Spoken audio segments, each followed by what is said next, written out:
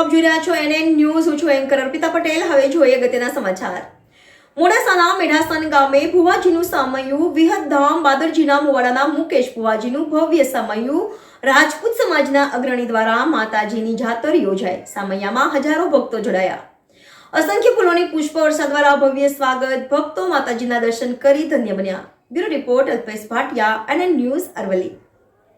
દર્શક મિત્રો, તમારી આસપાસ બની રહેલી અવનવી ઘટનાઓ વિશે જાણવા માટે NN ન્યૂઝને લાઇક કરો, શેર કરો, સબસ્ક્રાઇબ કરો અને બેલ આઇકન પ્રેસ કરો, જેથી આપને નોટિફિકેશન્સ મળતી રહે.